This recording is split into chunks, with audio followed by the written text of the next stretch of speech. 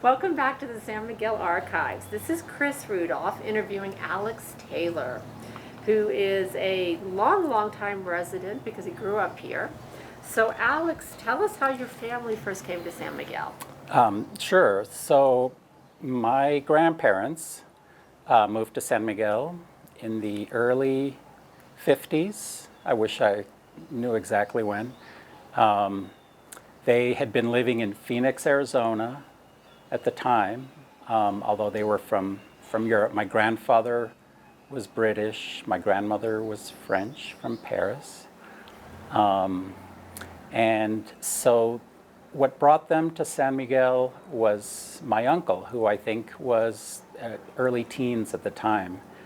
And he loved art and had a lot of talent for art. And somehow my grandparents had heard about the Instituto Allende, which was even at the time was well known for its arts education.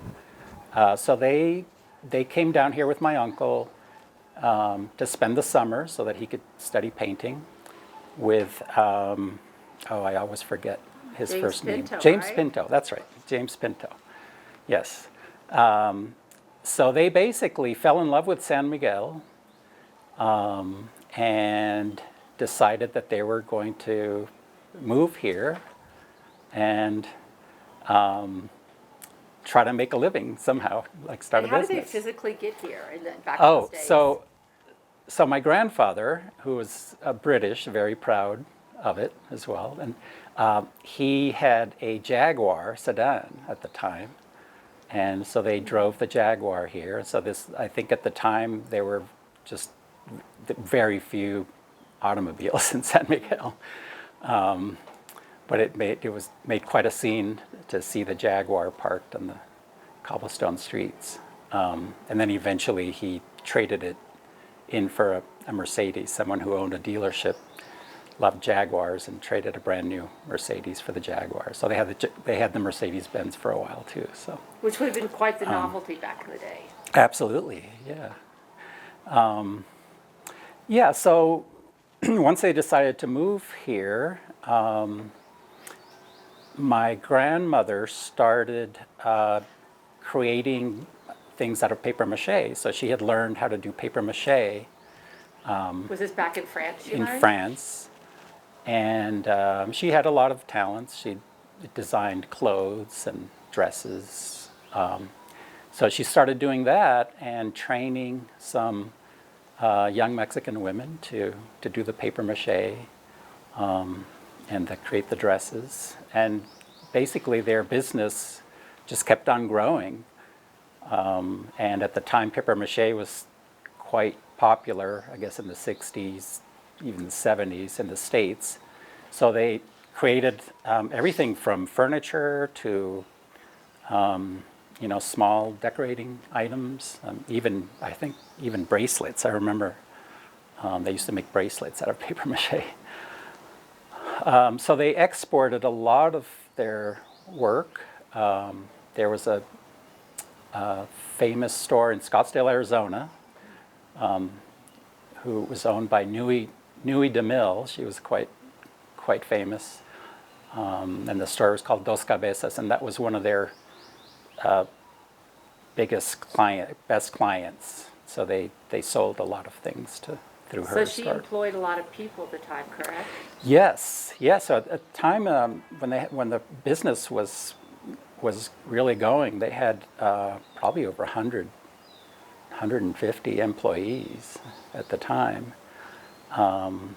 And my grandmother had a store in, I think it's Calle Hidalgo. She had a store where she sold the paper mache items and the dresses that she made. They were mostly cocktail dresses from what I remember, like kind of long with embroidery and fancy dresses. And at the time they were living on Pila Seca, on the corner of Pila Seca and Zacateros, and she had her little shop where they made the dresses. I don't know what it's called. Costurera in Spanish, la costurera. And so they lived there, and then the paper mache factory was up Villa Seca on the same street. And whatever happened to that? So I think it must have been around 1970, 71. My grandparents decided to retire, and I think they were looking for buyers for the business, and ultimately they sold it to the employees. So it was sort of an employee buyout. And the business ran, I think, for a couple of years and then dissolved. I guess it wasn't successful. However, a lot of the employees went on to create their own small businesses. And so at the time, even up to the 80s, I think, you'd see paper mache all over town. It was just everywhere you went, there was paper mache. And my uncle, Nicholas, he was actually created a lot of the models. So they were like sculptural pieces, like clowns that were kind of famous. My grandmother's trademark was a tall sitting cat with a long neck. That was sort of her trademark, the paper mache thing, and they sold those in different sizes. But Nicholas created all the original models out of clay, and then they made molds from his models. So I wish I knew which president, but the president of Mexico at some point came to San Miguel, and he gave my grandmother some kind of honorary something. He honored her. Because she basically brought the paper mache industry to Mexico, right? Right, exactly. So she created a lot of jobs in San Miguel, and people were very grateful for that. And still to this day, there are people working in the paper mache Exactly. industry because of your grandmother. Right. So when did you come on the scene? So my parents were living in Phoenix. My mother was French as well. She was from Paris, and my father was American. So they divorced when I was 6 months old. It was 1960. And 61, I guess. And so my mother moved to Mexico after their divorce with the intention of staying and working in the family business. So I really, at the time, I really learned Spanish before English. Because everyone I was with spoke Spanish. I only heard English at home. My mother got restless, and she decided she wanted to go back to Arizona and get her master's in French. So the idea that I would stay here with my grandparents until she was settled and able to bring me. So she came back and forth to San Miguel from Arizona, and I stayed here. So I was basically raised by my grandparents,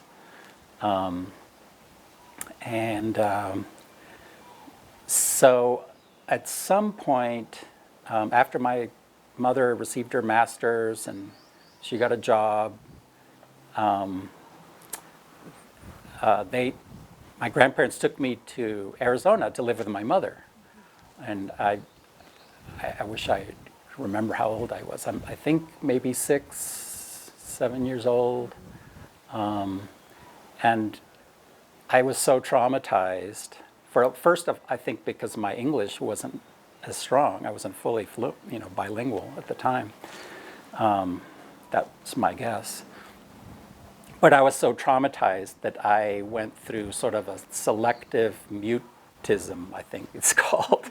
I stopped talking while I was up there, and was not happy living there in Scottsdale. So my uncle Nicholas ended up driving up to Arizona to bring me back to Mexico. And the one story, I don't really remember this, but Nicholas, my uncle, used to tell the story all the time of when we were driving back and we crossed the border, and we were, I guess, presenting our passports, papers at the immigration on the Mexican side that I, once I started hearing people speak Spanish, I got so excited. I kind of jumped on the guy's lap and started speaking again for the first time in several months. So that's how I ended up in San Miguel. And the whole time I was in San Miguel, I was only here on a tourist visa, so I could only stay up to 6 months maximum. So sometimes there were times when I would overstay my visa, and my grandparents would drive to the border, hide me in the back seat of the car, put a bunch of clothes or whatever on top of me. They'd smuggle me over to the American side, and then we'd just turn back to Mexico on a new visa. So my first memories of school in San Miguel was at Augusta School. So it was a small, I think it was K through high school, maybe? Yeah, so Augusta Irving. Yeah, Augusta Irving, right. And so I went to school there, I think kindergarten, first or first grade. About how many other students in your class? Not many. It was a multi-age classroom, so it was, but I do have fond memories of recess mostly. She had a big pecan tree and we used to pick pecans. The only other strong memory I have is melting crayons on the windowsill, and I got in big trouble for doing that. So then, while I was at Augusta's, my grandparents built a house in the Atascadero up on the hill. Which would have been probably one of the first ones, right, at that time? Yeah, there weren't many. I think they were the first house maybe on that street, on Faroles. Mm-hmm. And my Uncle Nicholas designed the house. That was the first house he designed. So tell us briefly about your Uncle Nicholas, and because he became a prominent architect back in the day. Right, yeah. So Nicholas had many talents. And I think the story was that in my grandparents, he loved to paint, obviously, and he did painting and constantly painting, drawing, printmaking. And the story that I remember was that he, in my grandparents' business, in the factory, they called it the factory because everything was handmade, but they still called it the factory. He created some really pretty amazing murals, like covered all the walls in the whole place with murals. And the story that I remember is that people would often come to visit the business from the States, and people who were interested in buying paper mache. And someone with some connection to the Yale School of Drama came and saw Nicholas's murals. And I think Nicholas had graduated from Mexico City College, so he had an undergraduate degree. And he said, "Oh my gosh, these are so dramatic and everything. Would you be interested in set design?" Because my grandfather was also very interested in drama. He'd written several plays, and he was always involved in the theater here in San Miguel. Loved that. So somehow Nicholas ended up going to the Yale Drama School and studying set design. But he was quite unfocused at the time, and he was also obsessed with flamenco guitar, so he'd learned how to play flamenco guitar. So he spent a lot of time in New Haven playing the clubs, and basically I think his academic work kind of slipped and his grades went down, and so he was, I think they basically told him that he couldn't come back for a second year and graduate unless he got his act together. And I remember, I think I even have somewhere, I still have this letter that my grandfather wrote to the dean of the School of Drama, begging him to keep Nicholas on and let him graduate. But so anyway, so while he was studying drama set design, he became very interested in architecture. So he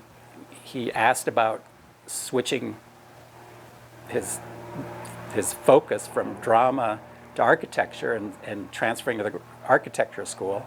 So he talked to the dean of architecture school, and they said, no way, you can't do it. He said, well, where do you live? And I live in Mexico. He said, just go down and start doing architecture. That's what the dean of the architecture school said. You don't need a license down there. You just need engineers to sign off on your drawings. So that's what he did. He came down here, and my grandparents' house was his first house, or his trial. But he did a lot of houses in San Miguel, right? And then he designed quite a few houses for... And this would have been in the 70s? Yes, probably at late 69 onward. So he designed quite a few very dramatic houses. They were very unique. And so with your schooling here, what was it like at that time? I know you have a story about riding a donkey to school, because I heard it from a lot of our friends. Oh, yes. So that's, I was a teacher for 20 years. I taught middle school and lower school. And one of my favorite stories to tell my student was my donkey story. So when my grandparents moved to the Atascadero, I was still at Augustus, but it was a long way to walk. So, so I ended up going to school on my donkey with the help of our gardener. And how did you get the donkey? So the story of the donkey was my grandparents had these good friends, George and Dorothy Mayer, who were a couple who lived here, a retired couple in San Miguel, and very kind of eccentric. And I do have one of my best memories is being at George and Dorothy's house, either Christmas Day or Christmas Eve, and hearing a knock on the door. And George went to the front door, and I could hear him say, "Oh my gosh, Santa, muchas gracias." And, "Oh, Alex is going to love it." And, my ears perked up, and I ran to the door, and I saw this donkey on the street with a big hat with flowers on it. And it was a gift from Santa, like Christmas gift. And I looked out the door, and I swear I saw a figure turn the corner wearing, he had bright red pants and a red coat, and he turned the corner, and I to this day, I swear it was Santa Claus. So that's how I got my donkey. So for a while, I'm not sure how long I continued at Augustus, but our gardener would take me on the donkey to school. And then the carpenter that worked with my grandparents, who made some of the things for the papier mache, lived around the corner from Augustus. And he had a courtyard where I would keep my donkey while I was in school. And then one day after school, I went around the corner to get my donkey and wait for the gardener to come and pick me up. And there was my donkey, but there was also a really cute baby donkey. And I had no clue where it came from, but it followed us home, and I didn't complain. I had no clue where it came from, but it followed us home, and so I had 2 donkeys for a while there. And what are some other stories about growing up here? What was it like? Yeah, so later on, I went to boarding school when I was 13 in Arizona, but I spent all my summers and Christmas break, all my breaks, I'd come home to San Miguel. So I think I must have been 17, 18 years old. I remember we used to play tennis at Walter's courts. Walter Weber, right, in San Antonio.